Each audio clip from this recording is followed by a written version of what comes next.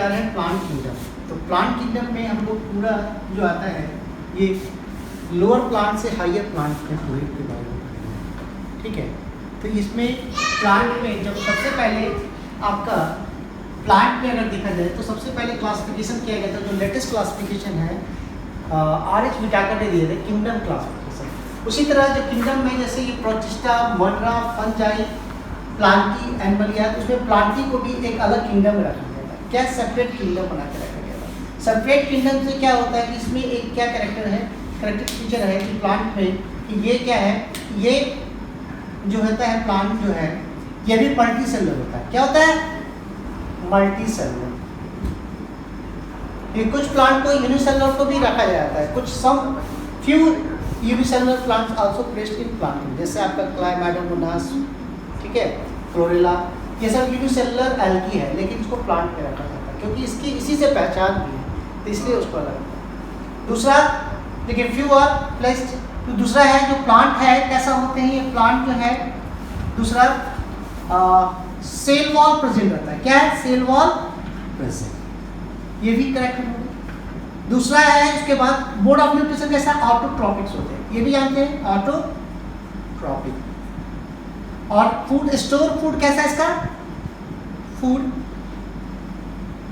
Autotrophic कैसा है? ये सॉरी स्टार्च रहता है। क्या रहता है? स्टार्च। और ये रिप्रोडक्शन है इसका कैसे है?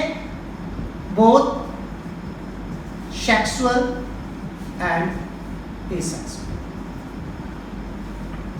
साथ साथ में एक वेजिटेटिव होता है, वही एसेक्सुअल का भी पार्ट है। तो ये आपकी कैरेक्टरिस्टिक। अब हम लोग एक एक करके देखते हैं क्लासिफिकेशन दिया था। तो सबसे पहले क्लासिफिकेशन जो दिया गया था बाय इचलर ने, तो प्लांट क्लासिफिकेशन इचलर ने दो भाग में किया था प्लांट को, क्रिप्टोगैम्स एंड फेनरोगैम। क्रिप्टोगैम्स में जो आते हैं जिसमें सीड रहते हैं on the basis of seed, किसके? तो एक में सीड एब्सेंट रहेगा उसको क्रिप्टोगैम्स बोलेंगे, और सीड प्रेजेंट रहेगा उसको क्या बोलेंगे? फेनरोगैम्स। उसके बाद उसी तरह से इसमें दो भाग में, लोअर क्रिप्टोगैम एंड हायर।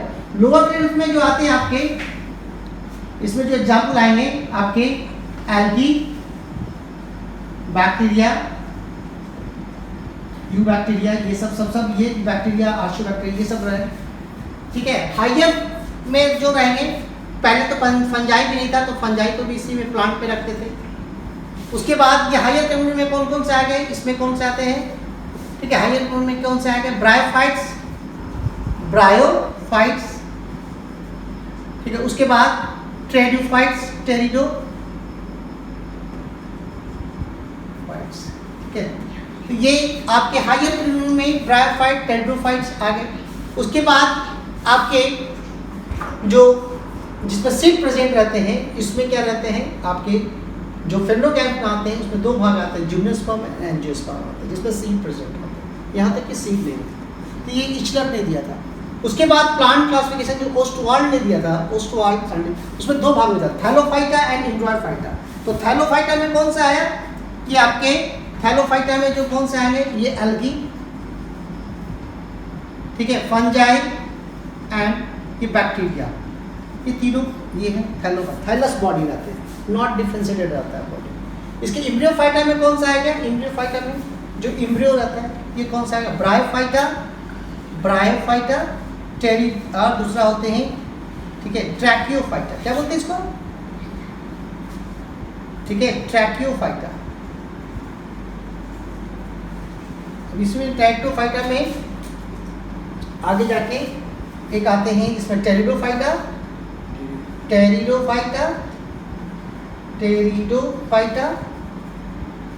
और दूसरा है स्पर्मेटोफाइटा। स्पर्मेटोफाइटा में जो आपके आता है जिम्नो एंड एंजियो, ठीक है, ये इसमें यहाँ पे। ये दूसरा क्लास। तीसरा क्लास था प्लांट किंगडम का, वॉन मील के द्वारा दिया गया था। इसमें प्रोकैरियोटिक यानी कि प्रिमिटिव सेल्स है, प्रिमिटिव न्यूक्लियस है। इसमें जो आते हैं आपको कौन सा आ गए? आपके जो आ गए इसमें बैक्टीरिया, ठीक है, म्यूकोप्लाज्मा, आर्चियोबैक्टीरिया,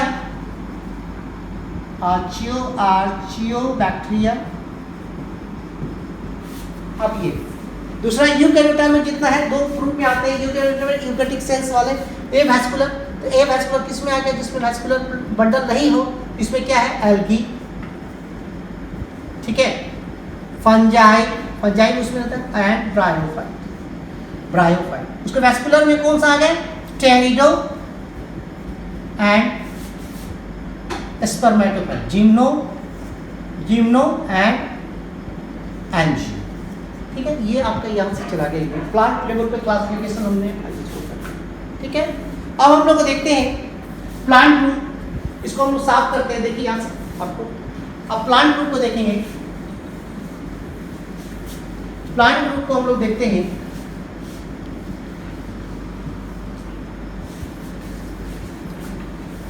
अगर ये प्लांट ग्रुप को हम लोग देखते हैं इस तरह से, आप इसको साफ कर देते हैं।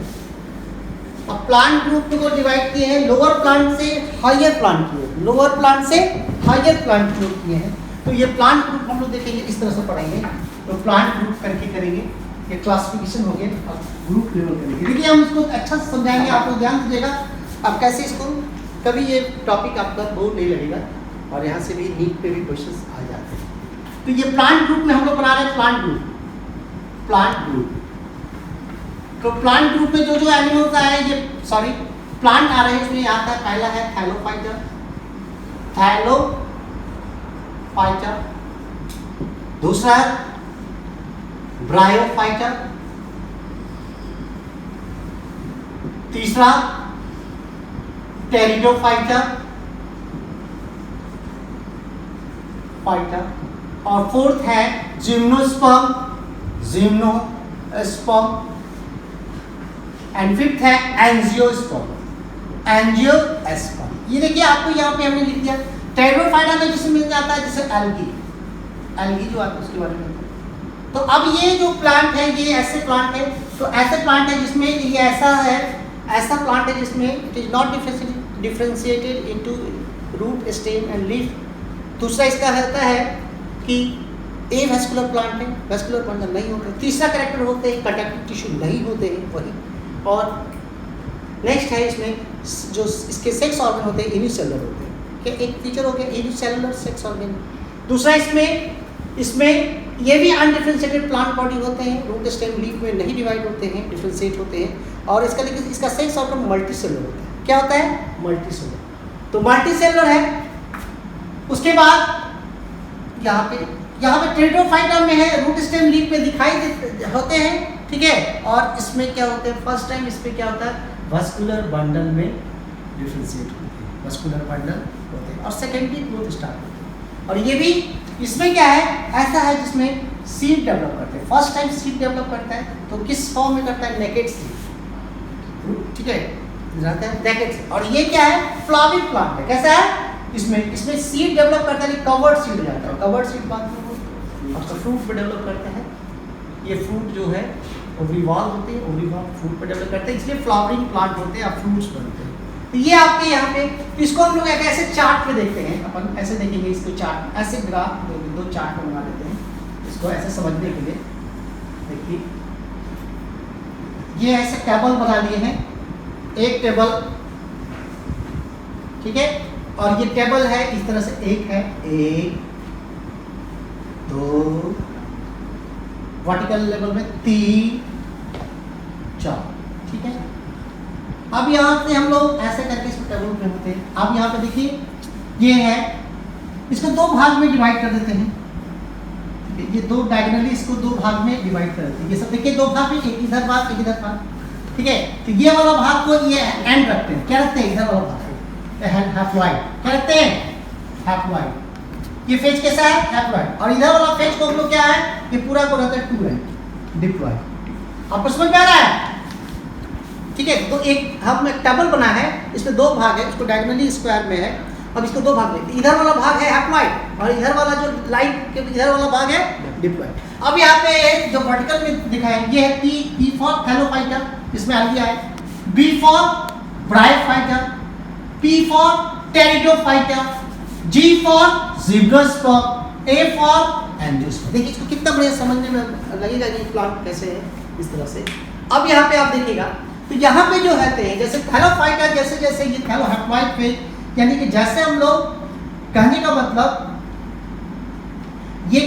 जैसे हम लोग थैलोफाइटा से हम लोग मूव करेंगे किधर, टुवर्ड्स जिम्नोस्पर्म एंजियोस्पर्म की तरफ मूव करेंगे, तो क्या करेंगे, हमारा क्या आप देख रहे हो ना यहाँ पे हैप्लॉइड फेज क्या करेगा, घटेगा या बढ़ेगा, घटेगा। देखिए तो घटते जाएगा, यहाँ पे देखिए घट रहा है, एंजियोस्पर्म में सबसे कम रहेगा। तो ऐसे वैसे हमारा haploid phase towards bryophyta, pteridophyta, gymnosperm angiosperm जाएंगे, तो हमारा हैप्लॉइड फेज क्या करेगा, घटेगा। और जैसे जैसे हम लोग थैलोफाइटा से ब्रायोफाइटा टुवर्ड्स एंजियोस्पर्म जाएंगे, तो हमारा ये क्या होगा, ये डिप्लॉइड फेज क्या होगा, बढ़ेगा। तो यहाँ पे आप देख लीजिए कि हैप्लॉइड फेज इंक्रीज, ठीक है, डिक्रीज, हैप्लॉइड फेज, यहाँ पे haploid phase decrease, haploid phase decrease, ठीक है, decrease correct from Thallophyta to angiosperm, T4। और दूसरा डिप्लॉइड फेज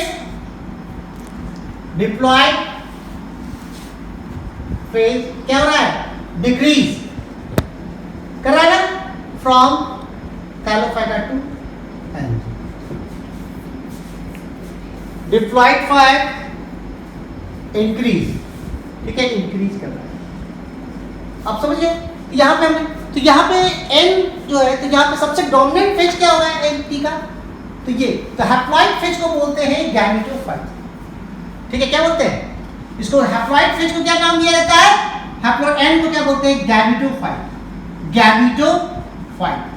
अब समझिए, तो ये फाइट गैमेटोफाइट, और डिप्लॉइड फेज को बोलते हैं स्पोर, यानी कि N को क्या बोला जाता है, गैमेटोफाइट, और डिप्लॉइड को बोलते हैं स्पोरोफाइट, ये देखिए स्पोरोफाइट। तो आप देख रहे हैं N जो गैमेटोफाइट क्या हो रहा है, फ्रॉम टेलोफाइटा से क्या हो रहा है, एंजियोस्पर्म क्या हो रहा है, घट रहा है, और स्पोरोफाइट क्या हो रहा है, बढ़ रहा है। तो यानी कि 2N फेज बढ़ रहा है, तो यानी कि मैक्सिमम जो आपका हैप्लॉइड फेज किस पे होगा, डोमिनेंट फेज किस पे होगा, थैलोफाइटा में, उसके बाद ब्रायोफाइटा में, और सबसे लिस्ट किस में रहेगा, एंजियोस्पर्म में, हैप्लॉइड फेज। तो यहाँ का मेन प्लांट बॉडी कैसा रहेगा, आप सरल से कहिएगा, मेन प्लांट बॉडी हैप्लॉइड रहेगा या डिप्लॉइड रहेगा, हैप्लॉइड रहेगा, गैमेटोफाइट रहेगा। तो उसके मेजॉरिटी ऑफ साइकिल में क्या रहेंगे, हैप्लॉइड फेज ज्यादा रहेगा। ऐसा प्लांट क्या करेगा, हैप्लॉइडिक लाइफ साइकिल शो करेगा, ठीक है। तो यहाँ पे इसका हैप्लॉइड फेज कम है, तो मेन प्लांट क्या रहेगा, डिप्लॉइड रहेगा, तो डिप्लॉइड ठीक है। तो जैसे जैसे ये आपके बढ़ते जाते हैं, तो यहाँ पे आपके हैप्लॉइड फेज तो सबसे ज्यादा यानी कि थैलोफाइटा में और ब्रायोफाइटा में जो आपके रहेंगे, तो ये यहाँ पे आपके थैलोफाइटा एंड ब्रायोफाइटा, तो ये कैसा रहेगा, गैमेटोफाइट डोमिनेंट, गैमेटोफाइट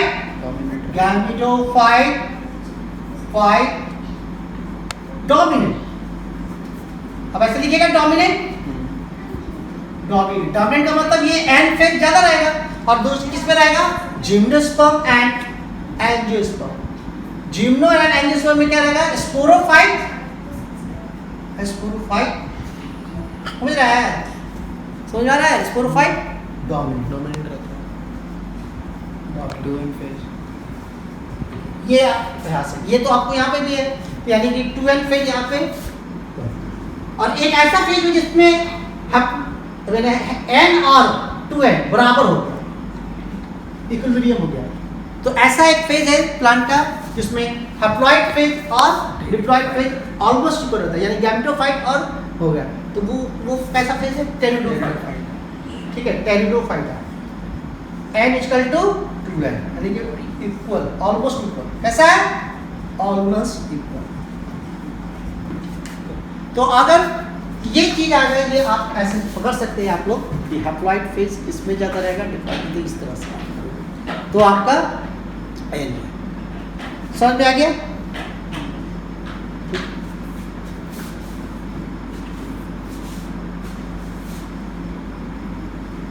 तो यहाँ पे जैसे जैसे यानी कि इसमें क्या रहेगा, हैप्लॉइड टेरिडोफाइटा जैसे जैसे थैलोफाइटा एंड ब्रायोफाइटा में डोमिनेंट फेज इज, ठीक है, हैप्लॉइड प्लांट कैसा रहेगा?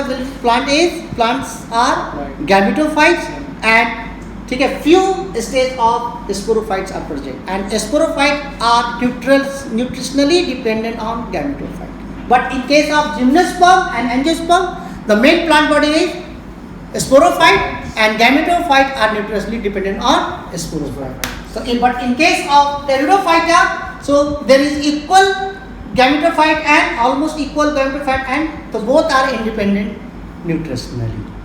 Both are समझ गए ना? ये आप ग्राफ से आप पकड़ लेंगे, एक चार्ट बनाओगे, इस चार्ट से हमेशा सब चीज़ याद रखोगे तो दो भाग में बांट के ये आप कैसे देंगे. अब हमको सिखाना है, देखिए आपको ऐसे है यहाँ पे आप कर लिए, आप इसको बढ़ते हैं यहाँ से हम लोग देखिए. अब देखिए हैप्लॉइड फेज और डिप्लॉइड फेज को बोलते हैं, हैप्लॉइड फेज को बोलते हैं अल्टरनेशन ऑफ जनरेशन. अब हम लोग देखते हैं alternation of generation. Alternation of generation का मतलब जनरेशन यानी कि क्या है? हैप्लॉइड टू डिप्लॉइड,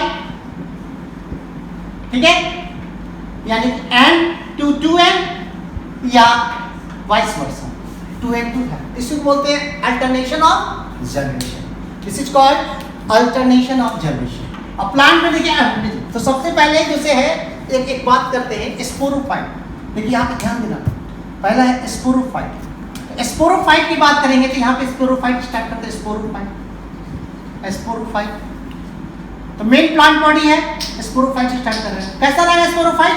2n रहेगा ना 2n. अब स्पोरोफाइट में हमारा ये आपकी माइटोसिस करा दीजिएगा. माइटोसिस होगा मेन प्लांट बॉडी, माइटोसिस ये यानी कि ये मेन प्लांट बॉडी है, मेन प्लांट, ठीक है. अब ये मेन प्लांट है तो इसमें ये है तो ये 2n है तो ये इसको ये बन के क्या बोलते हैं? Spore mother cell. क्या बोलते हैं? Spore mother cell. Spore mother cells, ठीक है. अब ये स्पोर मदर सेल्स है यहाँ पे, तो स्पोर मदर सेल्स में क्या करेगा? ये प्रोड्यूस करेगा क्या? बहुत सारे क्या करेगा? स्पोर्स प्रोड्यूस करेगा. क्या करेगा? स्पोर्स प्रोड्यूस करेगा. स्पोर्स है, इसको क्या बोलेंगे? स्पोर्स प्रोड्यूस करेगा. क्या बोलेंगे इसको? स्पोर्स. स्पोर.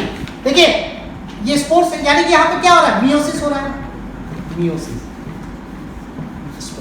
तो यानी मियोसिस हो रहा है तो यानी 2n से क्या होगा?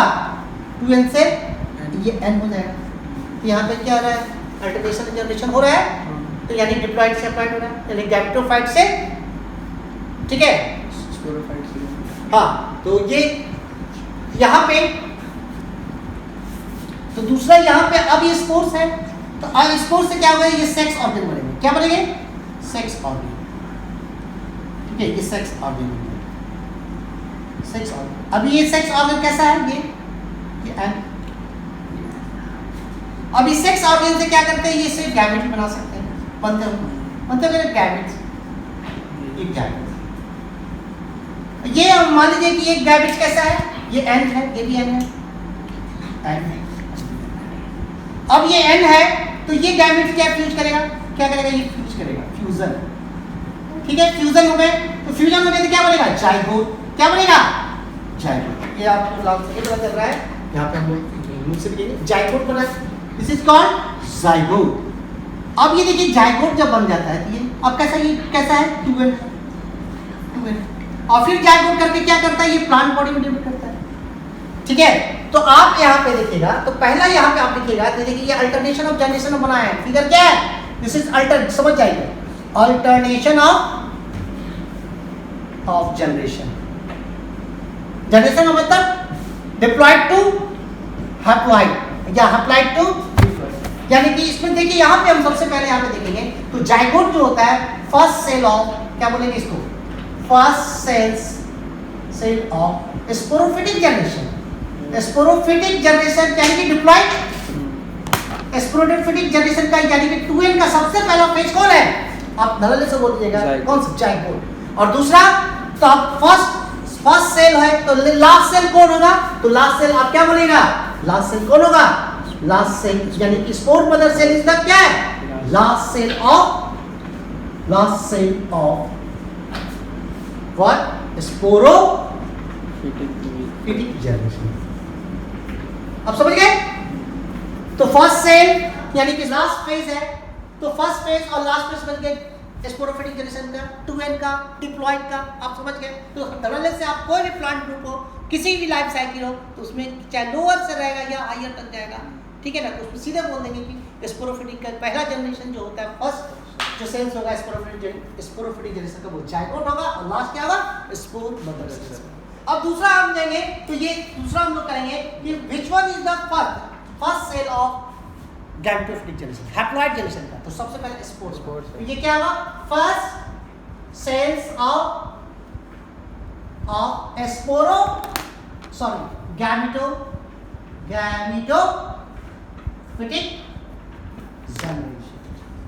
जनरेशन का मतलब क्या हो रहा है, ये एंड का सबसे पहला फेज कौन है, स्पोर, और सबसे लास्ट में जो होगा, बीच में हम लोग बात करेंगे, last phase of sporophytic generation का क्या होगा, गैमेट। क्या होगा, क्योंकि यहाँ पे गैमेट होता है, तो गैमेट फ्यूज करके सीधे 2n बना देता है। तो ये कैसा है, ये बात है last cells of gametophytic generation. अब गैमेटोफिटिक जनरेशन का यानी कि ये एंड का सबसे लास्ट हो गया। तो आपको अब पता चल गया कि कोई भी प्लांट साइकिल हो, कोई भी प्लांट का लाइफ साइकिल, उसमें फर्स्ट फेज स्पोरोफाइट का फर्स्ट फेज, स्पोरोफेज का लास्ट फेज आपका यानी कि जाइगोट होगा पहला और लास्ट होगा स्पोर मदर सेल। उसी तरह स्पोर गैमेटोफाइट का फर्स्ट हैप्लॉइड फेज कौन होगा, स्पोर्स, और लास्ट क्या होगा, गैमेट। तो ये पूरा अल्टरनेशन ऑफ जनरेशन हो गया, ठीक है। ये अल्टरनेशन जनरेशन है। आप देखिए, और ये टेबल से इस चार्ट के हिसाब से कौन सा डोमिनेंट होता है, तो थैलोफाइटा ब्रायोफाइटा डोमिनेंट स्टेज में रहेगा, ठीक है, किसका, गैमेटोफाइट, और जिम्नोस्पर्म में यानी कि इसका डोमिनेंट फेज कौन हो गया, स्पोरोफाइट, स्पोरोफाइट, और ये जो इक्वल स्पोरोफाइट है गैमेटोफाइट का किसका रहेगा, टेरिडोफाइट। तो टेरिडोफाइट में मेन प्लांट ग्रुप स्पोरोफाइट रहता है, स्पोरोफाइट से स्टार्ट होगा, लेकिन उसके स्पोरोफाइट और गैमेटोफाइट दोनों इंडिपेंडेंट रहते हैं, दोनों अपना फूड बना सकते हैं, दोनों में फोटोसिंथेसिस होगा, ठीक है।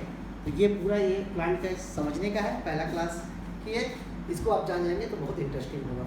आगे चल के हम लोग एल्गी, फंजाई, ठीक है, फंजाई को तो अलग किंगडम में ही रख दिया गया है, एल्गी, ब्रायोफाइट, थेरोफाइट, जिम्नोस्पर्म, एंजियोस्पर्म, ये सब है हम लोग को पूरा पढ़ने में, उसका कैरेक्टरिस्टिक फीचर्स और कुछ एग्जाम्पल के साथ, ठीक है। आज हम लोग यही तक रखते हैं, ठीक है।